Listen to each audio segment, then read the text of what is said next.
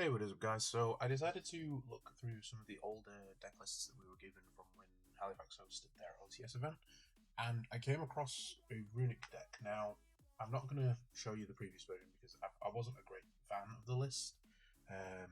It's not really a list that I'd kind of say was optimal for it because it didn't play that much protection in the sense of you could do a lot in milling out your opponent's deck.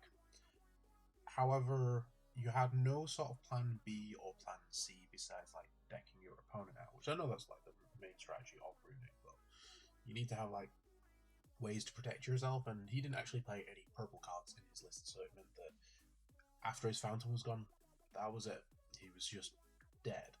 So we decided to like overhaul it ever so slightly. It's not the most optimal version that I've built here, but it's a version that I quite like, and it's been doing what it needs to do for the time being for testing, but it still needs a lot more cooking, so I'm going to spend a bit more time on this before I end up going off to Birmingham for the events.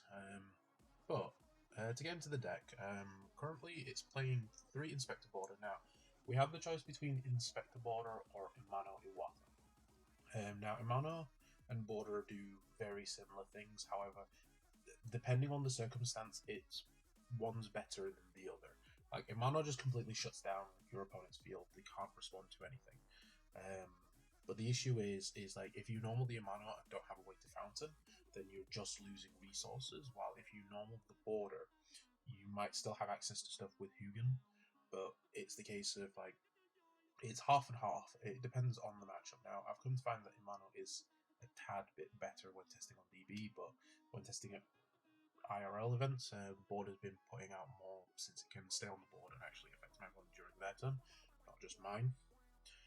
Then we play the 2 Majesty's Fiend. This is basically just extra borders. You activate your Runic card, you summon Hugin, search for Fountain, normal Majesty's Fiend, your opponent can't untrap you now, and then Hugin just does its, well, not Hugin, Fountain and everything, get your 3 draws, because your opponent doesn't tend to Ash Hugin for the sole purpose of there's like numerous ways to Fountain. Like, you have your 3 tips, you have the Terraforming End, you also have the Hugin, you also have your Pot of Duality, so they tend not to do that. They would rather Ash the Fountain because you need to have a follow-up Runic card to actually be able to play, but that's why we do it the way that obviously normalling the Fiend. The opponent does nothing.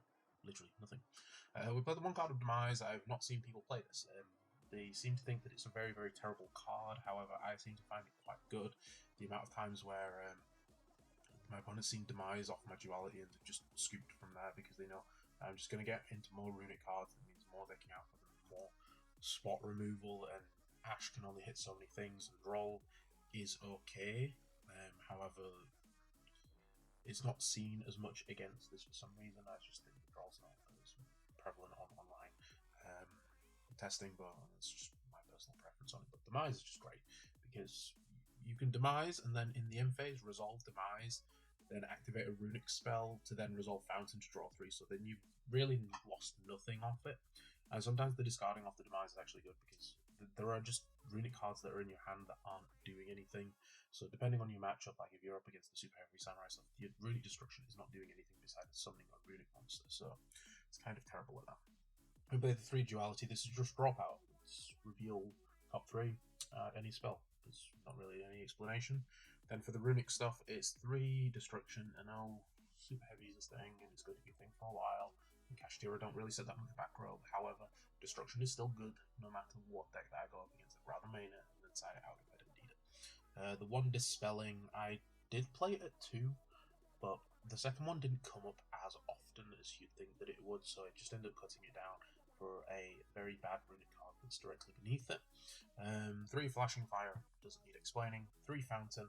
I tend to side out one of the Fountains and only play it at 2 when I'm going second, because I'm not as bothered about seeing it going when I'm going second, because I just side in the Reapers, the Golems, the Drolls. Now, fair enough, Droll has hurt me before, where I resolved Droll during my opponent's turn and realised that I can't draw a Fountain.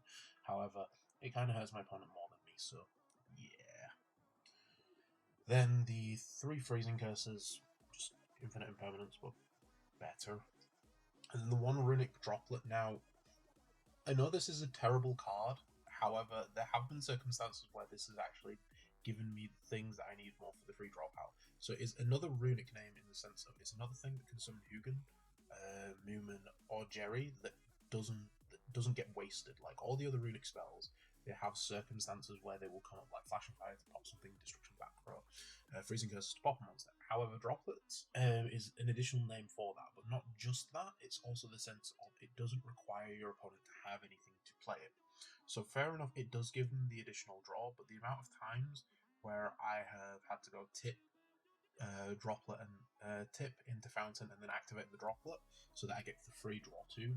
It's quite good. I wouldn't recommend doing this against every single matchup because obviously you're probably getting a free draw is very bad. I usually tend to use Droplet during the late game when I just want my opponent to be running out of more resources. However, it's still a good card because just like Destruction, it hits 4 cards from the deck. Then there is the one-off. Then there is the 3 runic Slumber. This is just protection. This just stops my border and my fiend from dying. I have had to Destruction my opponent's monsters before when they've tried to crash them into mine because I'm afraid of that lightning storm more evenly. So I just protect their own stuff and it stops it from killing me really. Then we play the 1 Smiting Storm. Now, I could have played 2 Smiting Storm instead of the Droplet. However, Smiting Storm hasn't come up as often as I'd like it to because people tend to play with not their entire field and vomiting their entire field onto the board, so it doesn't matter as much as Smiting Storm's banishing. Like, it does come up, however, by the time it comes up, it's either because my opponent's made a very big board and the Smiting Storm's not going to do anything anyways, or they've barely put anything on the field, so the Smiting Storm isn't going to banish that much anyway, so it's good, but your opponent has to play badly for it to be good. Like, it works against back row decks, so if I come up against, like, Labyrinth, Subterra, the occasional time that you do Altergeist, now that it is a thing, it will do something, and against Lich, it is a very good card. However, against both the combo decks, they've already summoned everything they need to, so this does nothing. 3 tip, because it's tip. I'm not explaining anything further than that. The 1 Terraforming, it is good when you draw it. When you don't, you're not as bothered. It's just a case of doing another Fountain. The Upstart Goblin, again, it's just free draw stuff. Like, I could take the Upstart out and put it down to 41.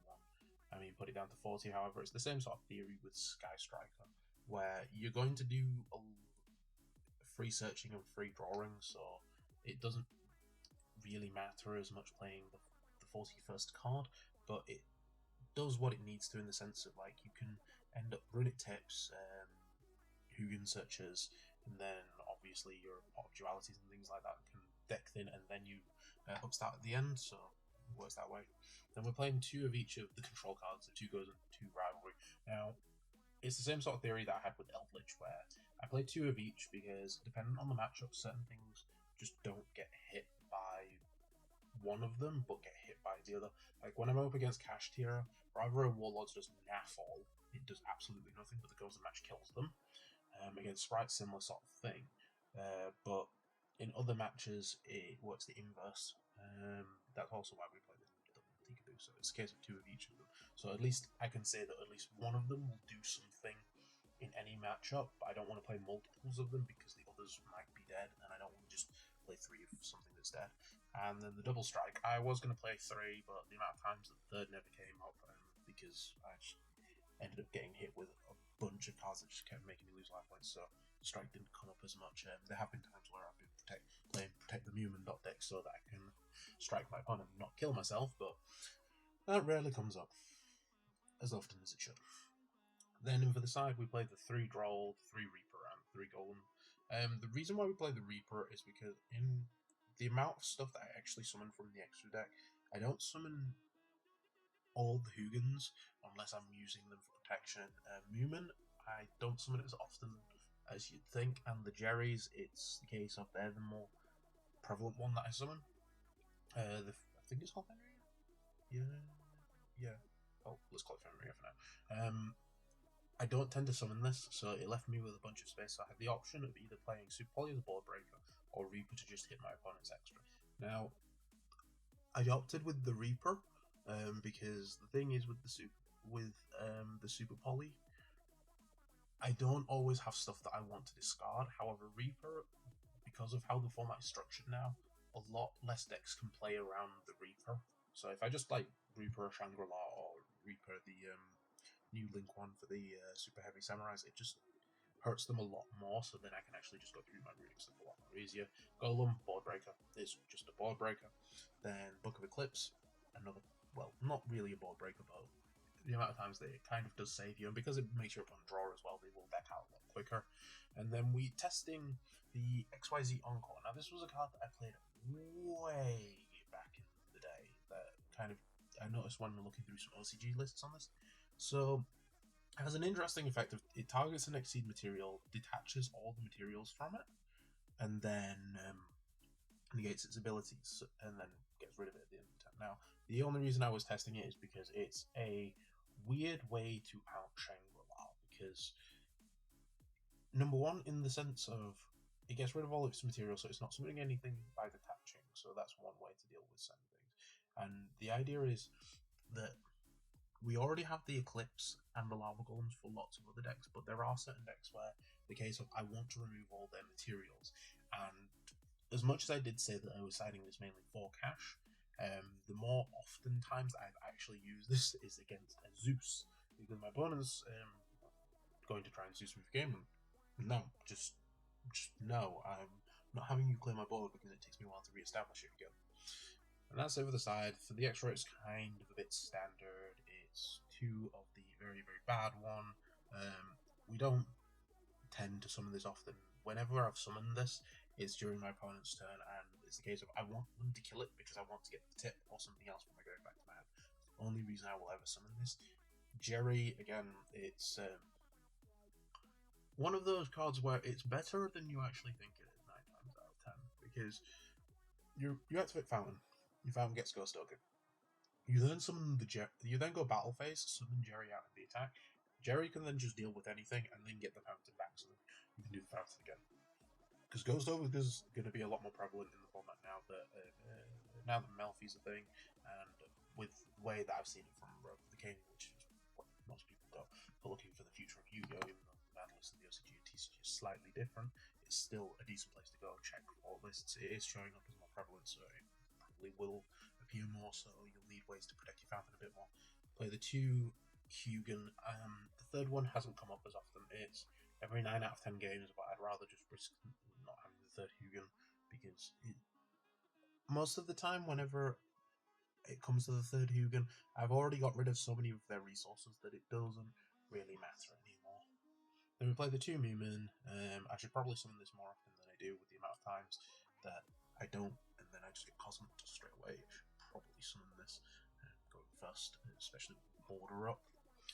Then we play the 1 Zeus. This is just Reaper target because it's annoying to deal with.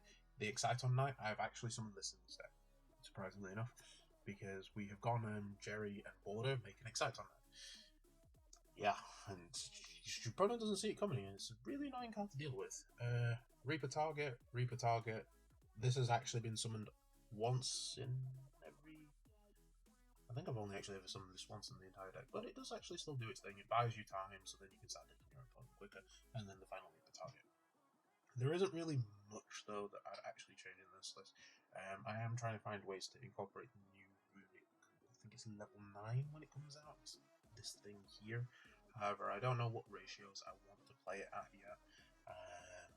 Some more one of those cards where I just need to test and see how well it works. Probably use it more in Generator than in pure runic, but that's just me personally.